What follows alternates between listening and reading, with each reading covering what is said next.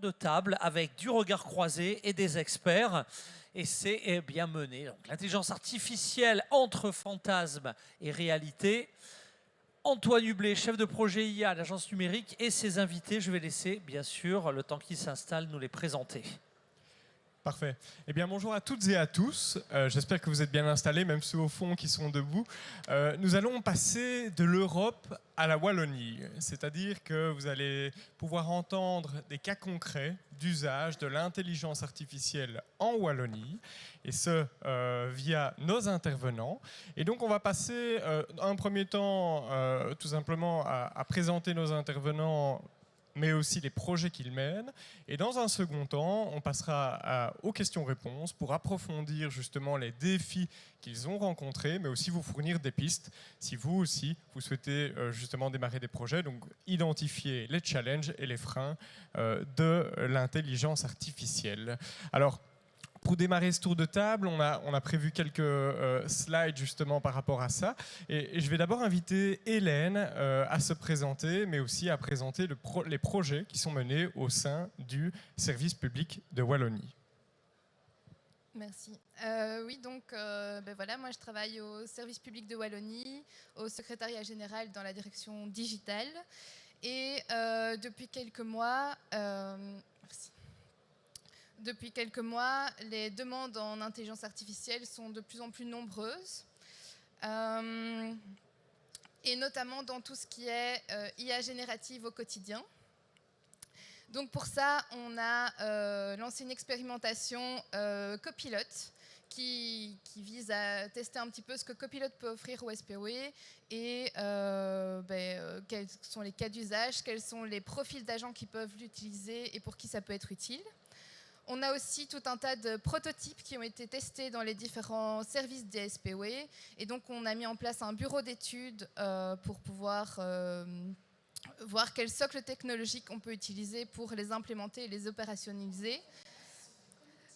Et on a aussi l'intention d'explorer le low-code, no-code pour pouvoir implémenter des agents spécialisés. Et pour pouvoir coordonner tout ça, on est en train de mettre en place un programme IA qui va justement définir un peu tout ce qui est la gouvernance, les catalogues de données, les offres de services et l'organisation pour que l'IA soit vraiment présente au SPOE. Parfait, merci Hélène. Je vous propose de passer le micro à Natacha Linder de la ville de Liège. Et Natacha, je vous invite à vous présenter, mais également présenter le projet. Je pense qu'il y a une vidéo qui est prévue à cet effet.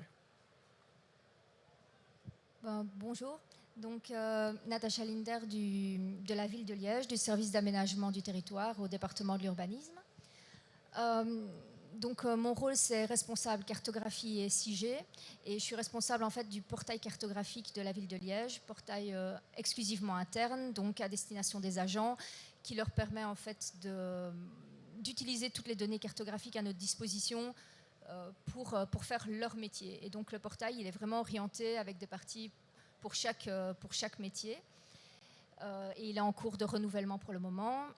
Et indépendamment de ça, donc on a mené un projet avec l'Université de Liège, le service GeoCity du professeur Bilène et Digital Wallonia. Donc c'était dans le cadre du tremplin IA sur la problématique des données 3D.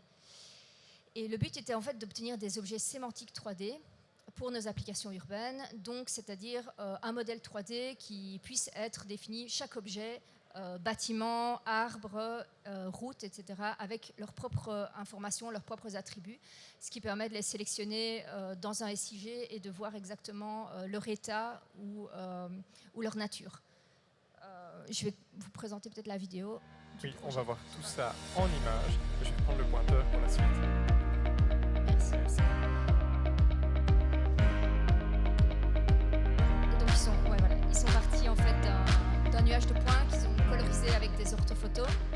Donc tout a été réalisé par l'Université de Liège. Et à partir de là, ils sont sortis, ils ont classifié chaque point et ils en ont sorti des objets individuels.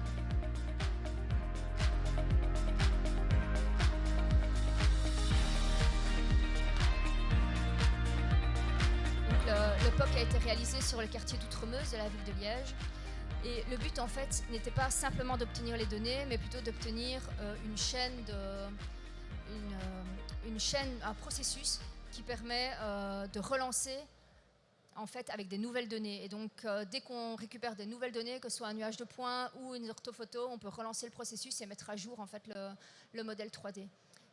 Le but n'était pas d'avoir une image, en fait, mais vraiment de pouvoir recommencer. Parfait, merci beaucoup Natacha. Et on aura l'occasion dans les prochaines minutes d'aborder plus en détail le projet et surtout d'en comprendre les enjeux. Je vais maintenant passer la parole à Marc. Marc de chez Sivadis. Marc, je vais également vous passer le pointeur. Oui, donc bonjour, mon nom est Marc Brusquin. Je suis directeur des projets spéciaux et des partenariats chez Sivadis. Dans une de mes missions, c'était celle d'aborder la stratégie IA pour Sivadis. Il y a à peu près 1 an et quelques mois, nous avons décidé de travailler chez Sivadis et de voir comment on pouvait utiliser l'IA dans nos applications. Donc, nous sommes éditeurs pour les logiciels métiers des administrations. Nous avons réalisé des premiers POC et puis derrière ça, on a partagé aussi les informations avec les collaborateurs de Sivadis pour qu'ils puissent émettre un avis. Parce que c'est bien aussi de savoir ce que les collaborateurs dans une entreprise en pensent, quelles sont leurs craintes, pour structurer notre approche, pour définir notre stratégie et pour travailler sur la gouvernance. Ce sont les éléments importants. Et depuis l'été, nous avons développé cette fois-ci des outils sur base de l'IA pour aider nos clients dans le support de nos applications métiers. Et donc, la vidéo va un peu expliquer ça. Et nous sommes maintenant sur une phase pilote avec des premiers clients pour un applicatif et on attend les retours pour voir comment on déploie sur d'autres applicatifs. Parfait, merci.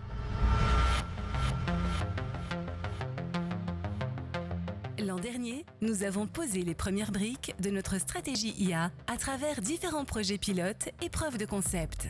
Aujourd'hui, en 2025, ces ambitions se concrétisent pleinement. Notre stratégie IA est désormais intégrée dans notre gouvernance et déployée sur plusieurs axes majeurs. Nous utilisons l'IA pour enrichir le développement de nos logiciels, créer des assistants intelligents au sein de nos applications destinées aux services publics locaux, tels que l'urbanisme avec UrbaWeb 2.0, la paix avec Percé, le social avec EOSMR et bien sûr notre ERP Finance. Prenons l'exemple de l'assistant IA de notre application ERP Finance. Tout comme un enfant, cette intelligence artificielle a appris, grandi et mûri grâce aux connaissances partagées par nos experts métiers. Nos équipes ont soigneusement construit cette base de connaissances à partir des questions récurrentes adressées à notre support helpdesk, garantissant ainsi une expérience fluide, fiable et précise pour nos utilisateurs. Avant un déploiement complet à tous, nos assistants IA entrent en phase pilote avec certains de nos clients. Si le succès est confirmé, nos autres logiciels recevront également leur assistant IA dédié. Et parce que certaines demandes nécessitent toujours un accompagnement humain, nos experts métiers restent disponibles. Lorsque l'assistant IA atteint ses limites, l'utilisateur peut directement transmettre sa conversation au support. Les échanges effectués avec l'IA sont automatiquement joints à la demande, évitant ainsi à l'utilisateur de devoir se répéter. En 2025, notre engagement envers l'intelligence artificielle est devenu réalité. Une réalité au service d'une efficacité renforcée, d'une expérience utilisateur améliorée et d'une collaboration humaine toujours plus pertinente. Notre société reste mobilisée pour collaborer avec ses clients et explorer ensemble de nouveaux cas d'usage innovants. Sivadis, votre partenaire numérique au cœur du secteur public local. Parfait, merci beaucoup Marc. Nous terminerons ici la présentation des intervenants avec François Quinard. François Quinard qui est bourgmestre de la ville d'Aubange. François, je vous invite à vous présenter, mais également présenter le projet que vous avez mené. Voilà, donc il l'a dit, François Quignard, bourgmestre de la ville d'Aubange. Je suis aussi astrophysicien et un fan de nouvelles technologies. Et donc, à l'instar de ce qui vous a été présenté en première partie par Laurent Daudet, notre ami Laurent Daudet, qui vous a parlé de son projet avec la région Île-de-France, on a très vite identifié le même type de problématique qui se pose pour des entités un peu plus locales comme celle de la ville d'Aubange. Et donc, on a mené un projet ici, nous, avec donc un POC aussi, avec justement l'impulsion de l'agence du numérique avec Digital Wallonia for EA, que je remercie quand même beaucoup parce que sans ces subsides-là, ce subside tremplin EA, clairement notre commune ne se serait pas lancée dedans parce que c'est très très difficile de faire. Moi je suis convaincu, mais c'est difficile de convaincre les autres de mettre quand même de l'argent dans ce genre de développement parce qu'on ne sait pas encore quel va être le retour direct pour des villes comme la ville d'Aubange. Et donc on a identifié, moi le premier, le fait qu'il y a un tas de questions que les citoyens se posent, que vous vous posez, que notre administration se pose aussi, un tas de questions surtout administratives dont les réponses sont déjà accessibles en ligne mais que personne ne va chercher. Et donc il est beaucoup plus facile de s'adresser directement à nos employés ou bien encore mieux au bourgmestre, puisque vous savez que le bourgmestre est censé tout connaître, surtout dans une administration, et doit pouvoir répondre immédiatement. Alors j'ai la grande chance de connaître tout sur tout, mais je n'ai pas la grande chance de pouvoir répondre tout le temps immédiatement, parce que ce serait 24 heures sur 24, même sans dormir, je n'aurais pas le temps de répondre à tout. Et donc on s'est lancé dans ce projet-là d'un chatbot qui permet de répondre à plein de questions de type si le chien du voisin a bouffé ma clôture, qu'est-ce que je dois faire, comment est-ce que je peux faire pour me marier en ville d'Aubange, ou comment est-ce que je peux être domicilié en ville d'Aubange, j'ai une demande de permis à faire, comment est-ce que je peux faire. Et donc on doit intégrer, du coup notre défi c'est ça, c'est d'intégrer à la fois toute la réglementation communale, tout l'administratif communal, même la pratique communale, les heures d'ouverture et autres, avec aussi toute la législation fédérale et régionale dans toutes ces matières-là. Et donc c'est évidemment un défi assez compliqué, mais on va vers vraiment quelque chose de très très intéressant pour répondre immédiatement à tout le monde, et aussi parce qu'on a une grande communauté lusophones puisqu'on se trouve aux 3 frontières proches du Luxembourg. On a des personnes qui parlent d'autres langues, mais notamment une grosse communauté portugaise. Et donc, on pourrait avoir un chatbot qui permet de répondre de manière assez précise à des gens qui parfois ont un peu de mal avec le français. Et on a déjà du mal, je pense nous-mêmes, à s'y retrouver dans tout l'administratif. Alors des personnes qui ne parlent pas français, c'est encore pire, vous vous en doutez bien. Et donc voilà, je pense que l'IA, l'intelligence artificielle, peut être clairement un outil à la simplification administrative, en tout cas à la complétion administrative et à l'accès administratif beaucoup plus rapide à tout ce qu'il faut, puisque la simplification administrative en elle-même, on a un peu du mal en Belgique à simplifier nos documentations. Parfait, merci beaucoup François, merci à toutes et à tous. On vient de passer une première partie ici qui était une présentation des projets pour que vous puissiez situer justement les différents projets menés par nos orateurs, mais aussi leur rôle. Je propose de passer à la partie questions-réponses parce que l'objectif de cette table de discussion, c'est surtout que vous puissiez ressortir avec des expériences, avec des partages de bonnes pratiques, et c'est la raison pour laquelle nous allons interagir. Alors Hélène, je vous propose une première question. Donc, au service public de Wallonie, vous avez développé une dizaine de projets, des projets qui sont des projets parfois plus quick win, c'est-à-dire l'usage d'outils d'IA prêts à l'emploi comme ChatGPT, mais aussi des projets plus innovants. Alors, comment catégoriseriez-vous ces projets et comment les prioriser ? Alors, effectivement, on a tout un tas de projets dont la finalité est différente. On passe de l'automatisation de tâches répétitives à l'analyse d'images, en passant par des chatbots, justement. Et on les catégorise. Déjà, une première catégorie, c'est justement tout ce qui est clé en main, donc comme Copilot. Et donc, voilà, ce sont des applications qui sont faciles à implémenter directement. Ensuite, on a justement tout ce qui va passer par le low-code, no-code, et donc qui va être un peu plus rapide aussi à implémenter. Et donc, voilà, mais c'est vraiment des agents spécialisés avec un périmètre limité. Et ensuite, on a les gros projets d'innovation, où là, on a 2 grosses catégories. On a les projets d'innovation qui utilisent tout ce qui est IA générative. Et donc, là, on a, ça peut être de l'aide pour donner un avis sur un dossier qui fait plus de 300 pages. Et donc là, on interagit avec une IA qui nous donne les éléments qui sont dans le dossier et qui permettent à l'agent de rédiger son avis. Ou alors, c'est tout ce qui est l'IA prédictionnelle.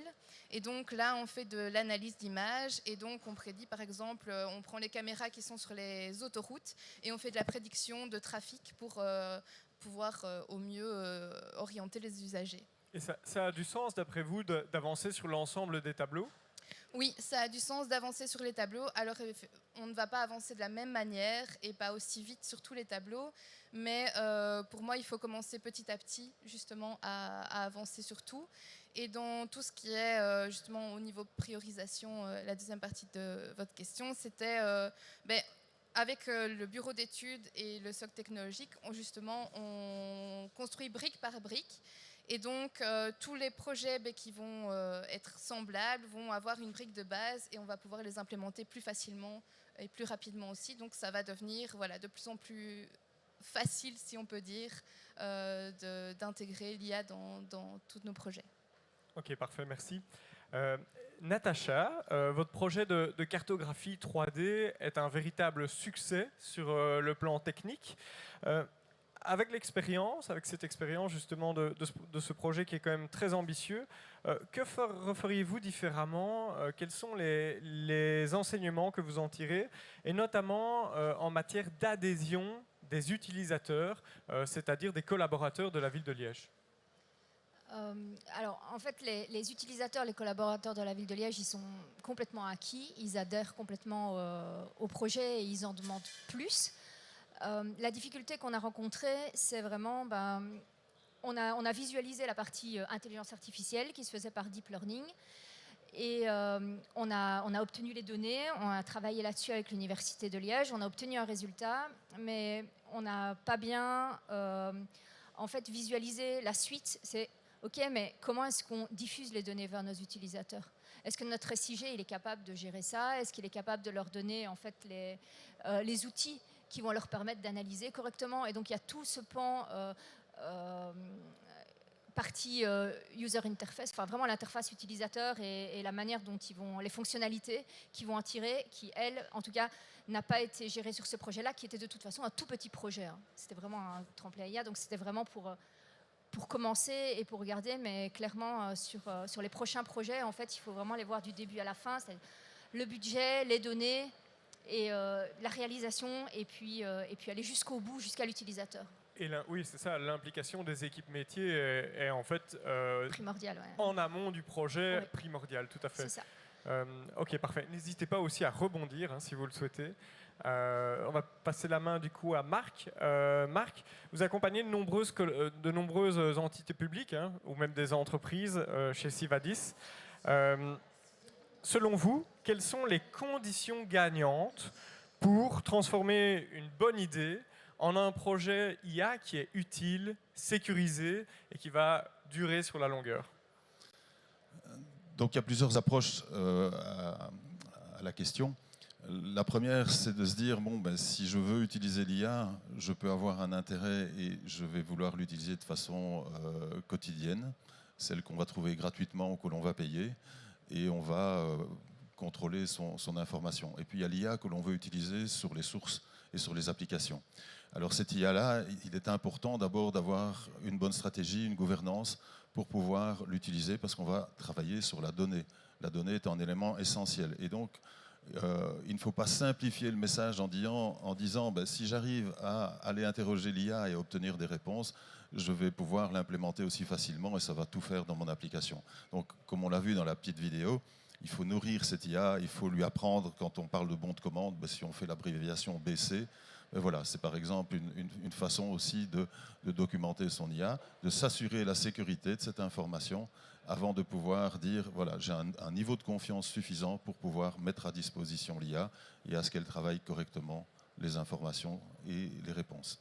C'est-à-dire que sans données, on est d'accord, il n'y a pas d'intelligence artificielle. L'intelligence artificielle n'a pas de sens sans cette couche de données. Sans cette couche de données, l'intelligence artificielle ne va pas pouvoir vous apporter les bonnes réponses. Et donc cette couche de données est importante et on doit s'assurer qu'on va travailler correctement sur la base de données qui nous intéresse et ne pas aller aussi chercher n'importe où l'information parce qu'on peut avoir des informations obsolètes qui vont venir se mélanger aux réponses. Et donc, tout ça va devenir à ce moment-là plutôt source de déception que de résultats. Et parmi les pouvoirs locaux avec qui vous travaillez, est-ce que vous remarquez qu'ils ont la maturité pour passer à l'intelligence artificielle ou est-ce qu'ils sont toujours au stade de plutôt je dois travailler ma donnée? Je ne me permettrai pas de voir s'ils ont la maturité ou pas, parce que je crois que c'est une recherche chez tout le monde de savoir où on en est et comment on va avancer. C'est une problématique importante et en tout cas chez Sivadis, nous on y travaille pour que les équipes de Sivadis aient cette maturité et cette bonne compréhension et qu'on puisse transmettre les messages ou les moyens d'utiliser l'IA dans les applications, puisque c'est d'abord ces premiers cas d'usage que l'on va traiter avant d'essayer d'être génératif sur l'ensemble des cas d'usage. Moi, je vais répondre à la question de la maturité, je vais me permettre, puisque je suis clairement dans une administration communale ici. Et donc, nous, on ne l'a pas, vraiment pas, à part de temps en temps une grosse ville, style Namur ou Liège, qui a en effet un service, et Namur qui a encore un beaucoup plus gros service dédié vraiment à la question. Ça, c'est évidemment le rêve, entre guillemets, de ceux qui sont un peu fans de cette nouvelle technologie dans les administrations communales. Et moi, je vais insister sur ça, parce que justement, on l'entend bien, hein, et Sivadis, justement, accompagne nos communes, nous accompagne nous aussi au niveau d'Aubange. Nous ici on est accompagnés pour notre projet dont on a parlé tout à l'heure par Proximus ADA et on se rend compte qu'il manque un petit quelque chose. Moi c'est ça dont j'ai envie de vous parler ce soir. Aujourd'hui, on n'est pas le soir mais il fait presque... On a une ambiance un peu de ce type. Aujourd'hui, c'est que on manque de quelqu'un en interne, on manque d'une ressource en interne qui connaît à la fois l'administration et qui va pouvoir ne faire que de l'intelligence artificielle. Et ça, c'est très très difficile parce qu'à l'heure d'aujourd'hui, comme je l'ai dit tout à l'heure, il faut convaincre parce que ça coûte de l'argent. Il faut pouvoir recruter peut-être quelqu'un pour le faire. Est-ce qu'on va trouver un profil intéressant? Est-ce qu'on va pouvoir lui donner ça comme tâche? Et généralement, c'est pas le cas. Dans des villes de la taille de la mienne, qui est quand même déjà une taille raisonnable par rapport à la province de Luxembourg, mais qui est une ville de petite taille, de taille moyenne, c'est très très compliqué. Parfois, il y en a qui n'ont déjà même pas d'informaticiens ou d'équipe informatique. On va parler de sécurité plus tard dans cette matinée, et donc on va se rendre compte que oui, c'est aussi un gros enjeu pour nos administrations. On s'est nous-mêmes fait attaquer, c'est parfois très compliqué. Mais donc à ce niveau-là, on manque vraiment d'une ressource qui à la fois connaît bien l'administration, parce que chez nous, dans le projet qu'on est en train de mener, on a toute une administration que ça peut intéresser, qui connaît bien les rouages, qui sait quels documents il faut aller chercher, etc., et qui essayent de l'implémenter. Mais c'est difficile, ils n'ont pas le temps de le faire, ils n'ont pas le temps justement des équipes de Sivadis ou de Proximus ADA pour pouvoir justement essayer d'implémenter tout ça. Et donc là, il faut vraiment qu'on ait un bon accompagnement à la fois de l'acteur privé qui peut venir justement nous aider. Et donc ça, j'entends bien, hein, Sivadis nous accompagne bien, c'est le rôle de l'agence du numérique aussi, d'avoir vraiment un bon accompagnement, j'insiste là-dessus, et vraiment de pouvoir après susciter l'intérêt en interne. Et donc dès que ça va, et ça je rejoins ce que Marc vient de dire, dès que ça va foirer entre guillemets un petit peu, dès que ça va pas être assez précise, les équipes chez nous qui ont déjà pas le temps, on a déjà testé 3 fois ton truc, ça fonctionne pas, on n'a pas une réponse précise, on arrête. Alors que justement l'intelligence artificielle, plus on la nourrit et plus elle va être performante, et c'est vraiment ça qu'il faut. Et ça, malheureusement, une administration communale ne sait pas le faire aussi bien. Et alors l'autre chose, c'est que dans nos administrations communales, il faut pouvoir susciter l'intérêt envers cette intelligence artificielle, parce que clairement, on n'a pas la maturité maintenant, simplement parce qu'il n'y a pas toujours cet intérêt. Et moi, j'ai commencé à l'implémenter, cet intérêt, tout doucement. Moi-même, je me suis rendu compte que c'était quand même une grosse facilité pour moi, mais je l'ai suscité... Pardon ? Alors moi, je l'ai suscité seul, entre guillemets, oui. J'ai même fait le tour de tous mes services pour leur demander un peu quelles étaient les questions auxquelles ils devaient répondre, alors qu'il y avait toutes les réponses en ligne et qu'ils retrouvaient le plus souvent et autres. Donc je l'ai fait un petit peu seul, mais j'ai convaincu ma super secrétaire, il faut dire que j'ai une secrétaire en or, je l'ai convaincu d'utiliser ChatGPT, pour prendre celui-là, pour pouvoir répondre à ses emails. Et je parle de ça il y a 1 an. Je lui ai démontré que c'était quand même vachement efficace. Depuis, elle l'utilise tout le temps, du génératif, pour justement générer les emails et autres, des présentations, etc. Et ça marche du tonnerre, ça leur facilite la vie, ils gagnent du temps. Et donc, pour vous donner un exemple concret, j'ai dans mon administration maintenant, ça fait du bouche à oreille. Dès que vous en avez convaincu un, ça va commencer à faire des petits. Avec le bouche à oreille, ils commencent à être convaincus. Mon service urbanisme s'y met et vient de nous annoncer qu'ils vont gagner 1 jour grâce à ces rédactions-là de documents, d'emails et autres de présentations. Et donc, voilà, il y a un gros avenir dans nos administrations communales dans différents domaines. On l'a précisé tout à l'heure et c'est ce que travaille Sivadis, dans plein de domaines en particulier. Mais il faut pouvoir l'alimenter et c'est la plus grosse difficulté. Ok, parfait, merci beaucoup. Natacha, vous souhaitez rebondir ? Oui, je voulais juste dire qu'en fait, on a la même conclusion à la ville de Liège, mis à part qu'en fait, j'ai pas de problème à susciter l'intérêt. C'est les utilisateurs qui viennent vers moi avec des idées, avec l'intelligence artificielle. On veut faire ça, on veut faire ça, on veut arriver à faire ça. Et le frein, c'est en premier lieu le budget. Mais peut-être, non, ça c'est le deuxième lieu. Le premier lieu, c'est l'éthique et le RGPD. Parce que du point de vue de l'urbanisme, on voudrait bien faire des choses avec les permis, arriver à déterminer le nombre de logements qui sont créés par année, le type de logements, où, etc. Et on ne peut pas juste dire, tiens, on va rentrer le contenu de nos permis dans ChatGPT, quoi. On peut pas faire une chose pareille. Donc là, ok, oui, c'est intéressant. Et puis alors, on est un peu bloqué. Et c'est ça qui fait monter le budget aussi. C'est si on doit avoir un serveur, il n'y a rien qu'à nous pour pouvoir mettre nos données. C'est pas la même chose que d'aller rentrer ça dans Copilot. Donc, c'est un des défis. Ok, parfait, merci beaucoup. Peut-être un dernier mot, une dernière tournante très rapide, en une phrase, si vous aviez un conseil à donner aux pouvoirs locaux qui veulent se lancer dans l'IA, ce serait quoi? Une phrase je voulais et 30 compléter secondes. aussi s'il y a des erreurs à éviter. Je pense à M. Kinard aussi, s'il y a des enseignements. Merci Isabelle. Alors on y va. Un conseil, une phrase, et puis est-ce qu'il y a des erreurs? Allez, le tout en 41 secondes alors. Il faut s'y intéresser, c'est important. Il faut définir sa stratégie, avoir une gouvernance et l'éthique sur cette IA. Et puis après, c'est du travail, ce n'est pas aussi simple, mais c'est important. Merci Marc Brusquin, Sivadis, que l'on peut applaudir chaleureusement, mesdames et messieurs.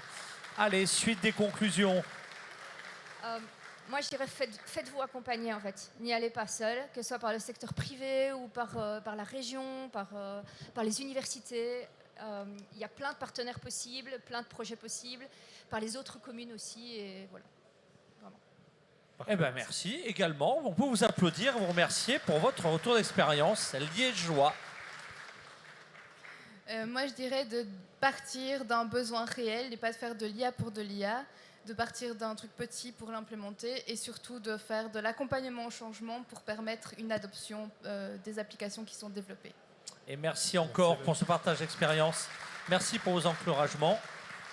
Voilà, vraiment même conclusion que mes voisins, avec qui vous voyez que la table ronde était quand même assez facile, puisqu'on a les mêmes constats, et donc en effet identifier bien un problème en particulier, en effet assez petit, de telle sorte à pouvoir arriver au bout, parce que quand on arrive à concrétiser quelque chose, c'est là qu'on arrive à convaincre, et donc soyez bien accompagnés, convainquez, c'est vraiment ça qu'il faut, parce que l'intelligence artificielle a un très bel avenir devant lui, et va vraiment nous faciliter la vie, à nous et aux citoyens. Merci François. Et votre super secrétaire au passage, qui commence à évangéliser. Oui. Isabelle. Est-ce que c'est pas important aussi d'avoir un mandataire un peu friand des nouvelles technologies? Parce que je rappelle quand même, Aubange est parti avec des projets Smart City de participation citoyenne au fur et à mesure des années. Est-ce que vous n'êtes pas arrivé à l'IA aussi parce que quelque part vous poussiez en tant que mandataire, mais aussi parce que ces applications permettaient d'y aller progressivement? Si, bien sûr. Donc, on a eu toujours un très très beau soutien justement de l'Agence du numérique et on a été d'ailleurs primé de fait à Municipalia à certaines occasions parce qu'on a toujours cette volonté de faire progresser. Et donc, c'est important d'être soutenu justement par la Wallonie et par l'Agence du numérique parce que sans ça, on ne saurait pas se lancer, on ne saurait pas... Voilà, nous, il y a des acteurs même, et j'invite tous les acteurs dans cette salle à venir essuyer les plâtres chez nous à Aubange. On n'a pas de souci à le faire pour autant qu'on soit soutenu et pour autant justement que ça puisse être un petit peu reconnu, être mis en avant vers notre population. C'est vraiment très important et ça permet aussi de faire connaître justement vos organes tels que l'Agence du numérique et autres. Et donc c'est vraiment à ça que c'est important. Évangéliser, on le disait, dans un certain sens, mais même la population aussi par rapport à tous ces projets numériques au-delà de l'intelligence artificielle. Parfait, merci à toutes et à tous. Je me permets de rebondir aussi sur les pistes qui ont été fournies par les intervenants, en vous parlant aussi des programmes d'accompagnement de l'Agence du numérique et de Digital Wallonia, qui sont aujourd'hui ouverts jusqu'au 31 mai, notamment ici avec le Startier. On se dépêche. On sera dans le timing. Ça va aller. Donc, la majorité, aujourd'hui, on est proche de, je dirais, 75 organisations publiques accompagnées sur le Startia secteur public, qui est un financement, un accompagnement à destination des entités publiques et qui vise justement à vous mettre en relation avec un prestataire, c'est ce qui était évoqué tout à l'heure, mais aussi d'identifier quel est le cas d'usage prioritaire, quelle est la problématique à adresser pour ne pas vous lancer dans n'importe quel projet qui ne répond pas aux besoins du terrain ou qui n'aboutira pas parce qu'il n'est pas faisable techniquement parlant. Et ça, c'est l'objectif de cet accompagnement au travers de 50 heures de prestations d'experts avec qui nous collaborons. On a une 60aine de sociétés, dont Sivadis fait partie et avec qui nous collaborons au quotidien pour lever justement, pour identifier les cas d'usage prioritaires et déterminer un plan d'action.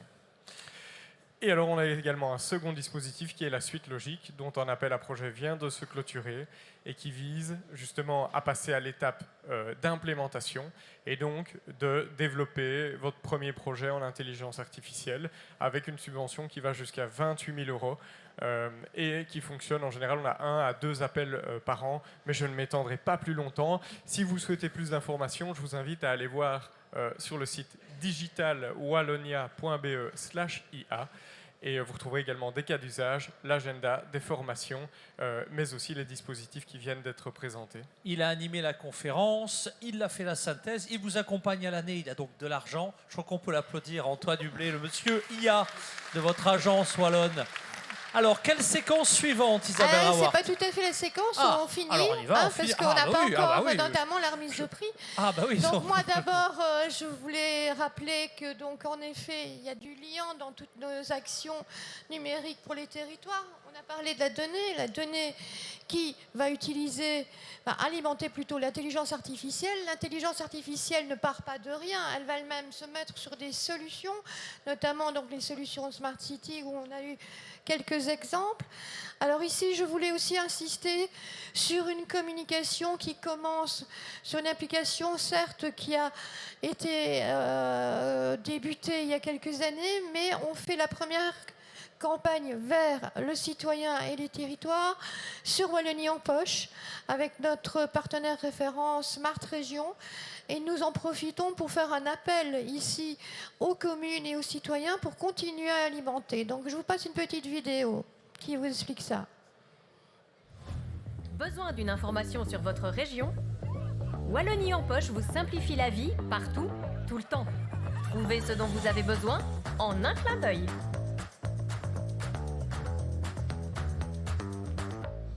Des infos pratiques pour consommer plus intelligemment.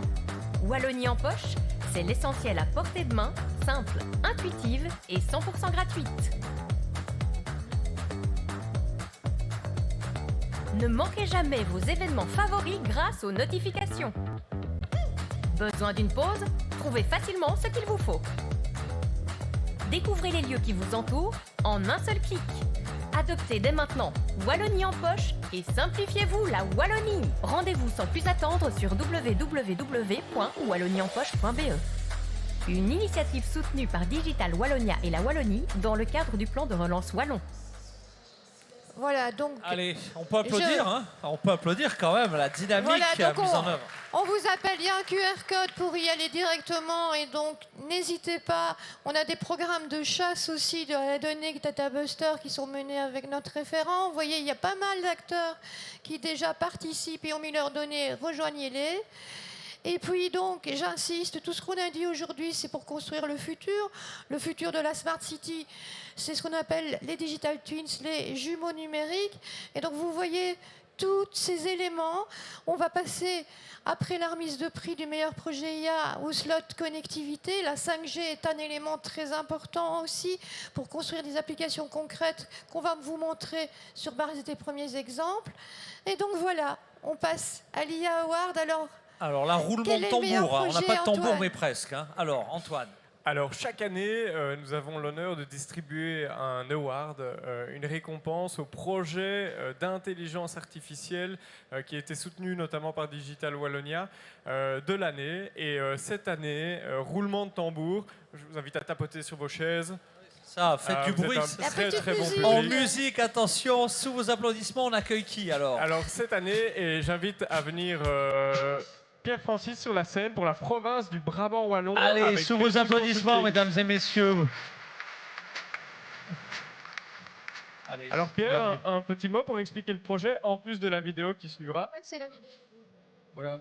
Mais donc c'est un projet qu'on a mené On a fait tout le parcours en fait, donc je vous invite vraiment à faire ce parcours du Start IA jusqu'au tremplin IA. Et maintenant on est dans le territoire intelligent, donc c'est vraiment tout un parcours petit à petit. Et donc l'idée, c'était la question qu'on s'est posée, c'était de comprendre les écosystèmes économiques de notre province. Et donc on a travaillé avec l'entreprise B12 qui nous a accompagnés, qui est aussi un super partenaire et qui nous a permis vraiment maintenant de comprendre à partir d'aller chercher l'information sur les sites web, de pouvoir classifier les entreprises et comprendre les écosystèmes économiques du Brabant wallon en dehors des codes NACE qui sont quasi impossibles à interpréter. Voilà, en résumé. Monsieur Francis, on vous remet à deux conjointement parce que c'est une collaboration entre les programmes Digital Wallonia IA et Smart Région. C'est progressif. On a aussi souci sur l'importance de phaser les projets. Donc on vous remet très volontiers ce trophée et on va passer la vidéo avant de passer au slot suivant. Merci. On découvre en images cette dynamique. Voici les entreprises du numérique situées à Outigny-Louvain-la-Neuve. Donc ça, c'est parfait. On peut voir ici une petite vue en graphe où on voit toutes les différentes entreprises et le lien avec le secteur du numérique et la ville. Ce qui est aussi intéressant, c'est qu'on peut voir sur la carte où se situent ces différentes entreprises pour avoir quand même une petite idée de la répartition. Et alors, il y a aussi une vue en table qui, là, contient vraiment toutes les informations de l'entreprise et qui permet en fait de faire des filtres ou de faire des tris. L'idée de départ du projet, ça a été de comprendre en fait quels étaient les écosystèmes économiques du Brabant wallon et quelles entreprises se trouvaient dans quel écosystème et les relations entre les entreprises.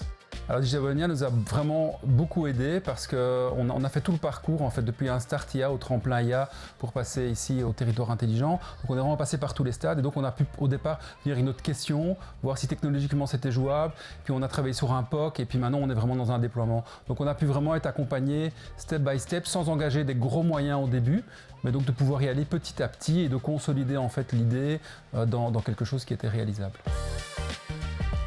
Nous sommes partis essentiellement de deux grandes catégories de données. D'une part, des données publiques structurées, par exemple les données de la Banque Carrefour des entreprises ou de la Banque nationale que nous avons extraites. Et ensuite, nous avons croisé ces données avec d'autres données publiques. Donc l'IA a permis finalement de scanner quasiment toutes les sources disponibles d'informations en ligne sur les entreprises de la province. Une tâche qui aurait probablement requis plusieurs dizaines de personnes pendant un laps de temps relativement long pour être réalisée avec des humains. Les avantages à apporter à votre outil, c'est d'identifier très rapidement les entreprises qui se situent dans un secteur d'activité bien précis et ensuite de pouvoir les mettre ensemble, les dynamiser, les animer, et vraiment pouvoir construire des projets ensemble parce que parfois les entreprises ne se connaissent pas, elles sont parfois dans le même zoning mais elles ne savent pas ce qu'elles font comme activité à côté.